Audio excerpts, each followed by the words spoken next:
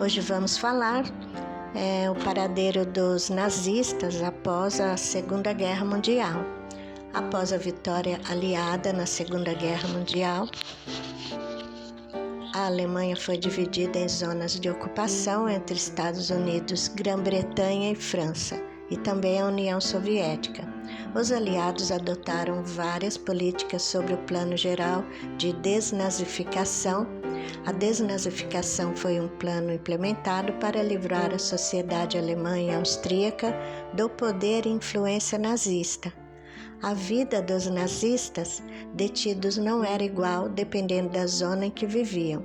Os campos de internamento soviética tinham as condições mais precárias. Isso levou muitos a tentarem se mudar para as zonas ocidentais, sob o disfarce de sentimentos anticomunistas. A Alemanha ocupada pelos franceses foi a área mais branda. Nos 5 anos que se seguiram à guerra, cerca de 400 mil alemães foram detidos em acampamentos enquanto aguardavam possíveis penalidades. Outra questão foi a reconstrução da economia alemã. De acordo com as regras de desnazificação, os infratores deveriam ser removidos de empregos de alto escalão e forçados a fazer trabalhos manuais. A Grã-Bretanha determinou que 50% dos serviços civis jurídicos alemães poderiam ser preenchidos por funcionários nominais nazistas. A zona francesa encontrou um problema semelhante com os professores. Depois de demitir 3/4 dos professores devido à influência nazista, eles tiveram que recontratá-los para poder ter um sistema educacional. Reconstruir um país e, ao mesmo tempo, tentar categorizar e penalizar um grande número de cidadãos culpados estava longe de ser um processo simples. Quando a desnazificação começou, um general do exército na época estimou que o processo iria levar 50 anos. Mas em 1946, as potências aliadas entregaram as rédeas da desnazificação para a Alemanha. Sim, a Alemanha estava agora encarregada de aplicar a sua própria punição. Bem, na América do Sul, um destino popular para os piores dos piores nazistas. A América do Sul continha muitos ditadores solidários da época que abriram suas proverbiais portas. Acredita-se que até 9.000 oficiais e colaboradores nazistas tenham escapado para a América do Sul depois da guerra, enquanto o Brasil e o Chile tiveram seu quinhão de exilados. A Argentina teve de longe a maioria. Juan Perón, o presidente argentino, era ele próprio um grande fã do fascismo, especialmente depois de servir como aliado militar na Itália. No início da Segunda Guerra Mundial, ele também procurou aumentar o poder do seu próprio país, recrutando pessoas com conhecimentos militares e técnicos específicos. Perón e seus funcionários do governo trabalharam para criar linhas de ratos, chamadas linhas de ratos, para a fuga nazista através de portos na Itália e na Espanha. Ele também ajudou a falsificação de documentos para a saída do país. A maioria dos nazistas desceu o Pacífico usando passaportes falsificados da Cruz Vermelha, carimbado com o visto de turista argentino. Assim que chegaram à Argentina, a maioria dos nazistas mudou de nome por um tempo para se esconder, mas alguns voltaram a viver com seus nomes verdadeiros à medida que se tornou claro que a Argentina não os extraditaria de volta para a Alemanha, mesmo que a sua identidade fosse descoberta. Como uma corrida armamentista começou entre os Estados Unidos e a União Soviética, reunindo cientistas e engenheiros especializados, tornou-se uma prioridade maior para os respectivos governos do que punir crimes contra a humanidade. Em 1945, os Estados Unidos promulgaram secretamente o programa Operação Paperclip para capturar da Alemanha cientistas e engenheiros de volta ao continente, muitos deles nazistas, essencialmente como armas humanas. Perto do fim da guerra, a Alemanha percebeu a necessidade dessas habilidades e os cientistas alemães Werner Rosenberg criou uma lista identificando nomes.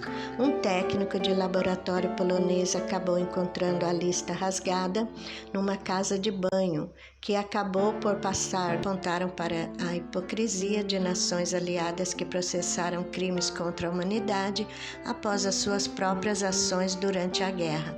Após as potências aliadas desistirem dos seus esforços de desnazificação, após apenas alguns meses, a Alemanha foi encarregada do desafio, embora ainda estivesse ocupada por países aliados. Não de surpreender que a Alemanha tenha adotado um conjunto de regras mais flexível quando se tratou de identificar e punir nazistas. Qualquer pessoa nascida depois de 1919 era considerada lavagem cerebral e isenta de punição dos funcionários públicos que os Estados Unidos destituíram do cargo. 75% foram reintegrados e, para evitar ficar atolado na longa e incômoda tarefa de julgamento, 90% dos nazistas foram classificados como infratores menores. Em 1948, a Guerra Fria tornou-se uma preocupação maior para os Estados Unidos e todos os casos restantes foram acelerados como procedimentos legalmente superficiais. Na melhor das hipóteses, em 1951, a desnazificação terminou e a ênfase mudou para o pagamento de reparações às vítimas e às suas famílias. Dos indultos e anistias decretados pelo governo alemão, quase 800 mil pessoas foram libertadas de qualquer punição ou penalidade.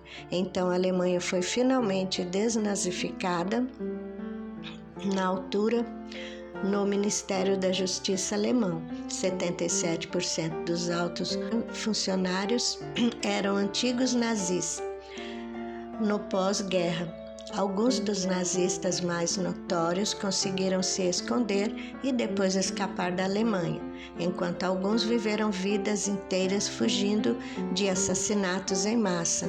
Outros grandes nomes foram capturados por caçadores de nazistas que surgiram para fazer justiça aos criminosos de guerra, que viviam anonimamente.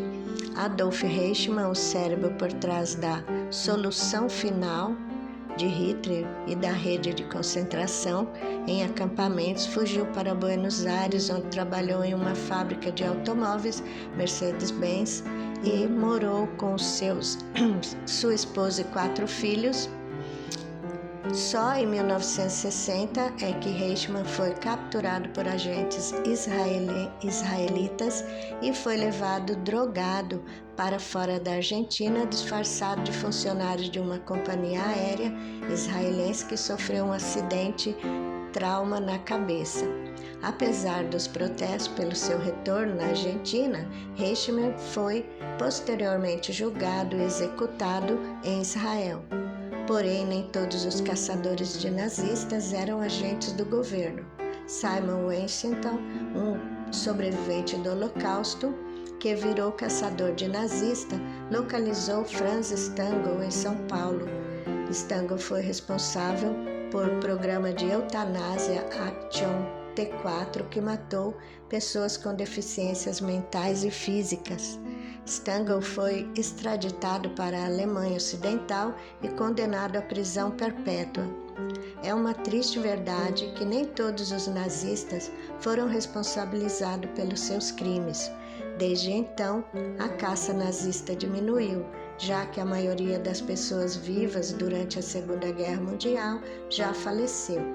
Bem, por hoje é só. Agradeço a todos que assistiram Fatos e Foco e se inscreva no canal para novos vídeos e não se esqueça do like.